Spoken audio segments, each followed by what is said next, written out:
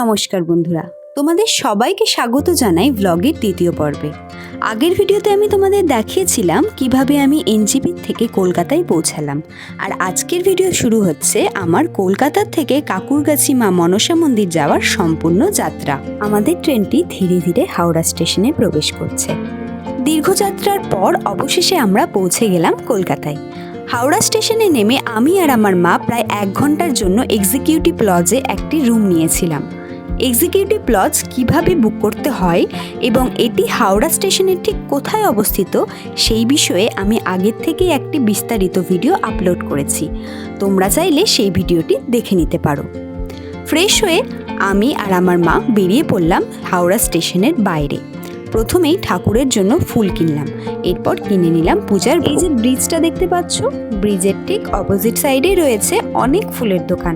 দেখবে bus stand, তার ঠিক এই সাইডেই রয়েছে ফুলের দোকান। আমরা এখান থেকে প্রথমে ফুল কিনে নিই, তারপরে একটু এগিয়ে গিয়ে এই সাইড থেকে আমরা কিনে নিই মায়ের জন্য ভোগ। এরপর আমরা চলে এলাম হাওড়ার মেট্রো স্টেশনের দিকে।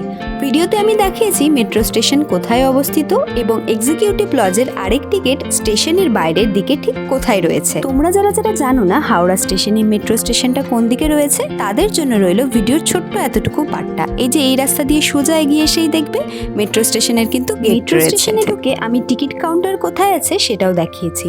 তারপর লাইনে দাঁড়িয়ে টিকিট কেটে আমরা অপেক্ষা করতে লাগলাম মেট্রোর জন্য।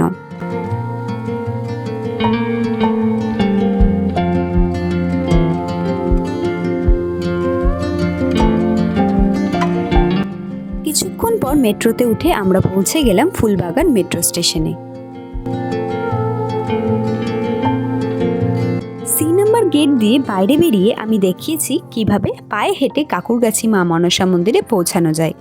অনেক রিক্সা চালকের কাছে ভাড়া জানতে চেয়েছিলাম, কেউ 100 টাকা, আবার কেউ 150 টাকা ভাড়া চেয়েছিলেন। পরে গুগল ম্যাপ দেখে বুঝলাম মন্দিরটি মাত্র 5 থেকে 7 মিনিট হাঁটা পথ, তাই আমরা সিদ্ধান্ত নিলাম হেঁটেই চলে যাব। ভিডিওতে আমি পুরো রাস্তাটাই দেখিয়েছি, তাই তোমাদের যদি পায়ে হাঁটতে কোনো অসুবিধা না হয়ে থাকে তাহলে সহজেই পায়ে হেঁটে পৌঁছে যেতে পারবে এই কাকুরগাছি মা মনসা মন্দিরে।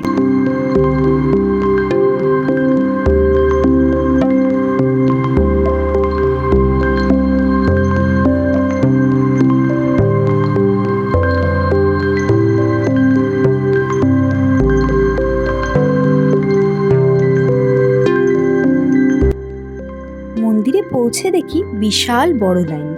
আমাদের প্রায় 3 থেকে 3.5 ঘন্টা লাইনে দাঁড়িয়ে অপেক্ষা করতে হয়েছিল পুজো দেওয়ার জন্য।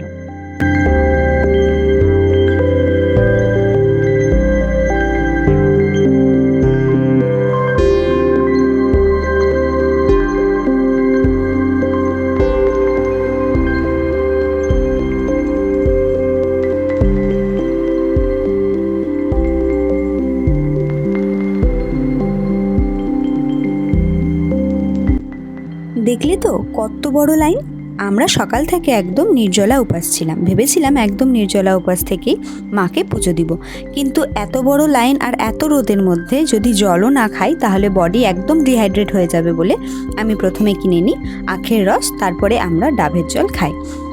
আরেকটা বিষয় তোমাদের সাথে শেয়ার করে রাখি, 12টার সময় মন্দিরের কর্তৃপক্ষ লাইনের একেবারে শেষে যে ব্যক্তি রয়েছে তার হাতে একটি কুপন দিয়ে দেন। এরপর আর কেউ লাইনে দাঁড়ালে সেই দিন পুজো দেওয়ার কিন্তু আর সুযোগ পান না। তাই এই ব্যাপারটা কিন্তু মাথায় রেখে যত সকাল সকাল তোমরা যেতে পারো ততই কিন্তু পুজো দেওয়ার সম্ভাবনা বেশি থাকে।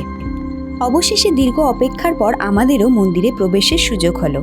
আমরা মা মনসার পুজো দিলাম এবং আশীর্বাদ গ্রহণ করলাম। তবে মন্দিরের ভিতরে ছবি বা ভিডিও তোলা অনুমতি নেই, বিষয়টি আমি ভিতরে ঢোকার পর জানতে পারি, তাই এরপর আর কোনো ছবি বা ভিডিও। আজকের ভিডিও এখানেই শেষ করছি। ভিডিওটি যদি ভালো লেগে থাকে তাহলে অবশ্যই লাইক, কমেন্ট এবং চ্যানেলটি সাবস্ক্রাইব করে পাশে থাকা বেল আইকনটি প্রেস করে রাখবেন। ধন্যবাদ, দেখা হবে পরবর্তী ব্লগে।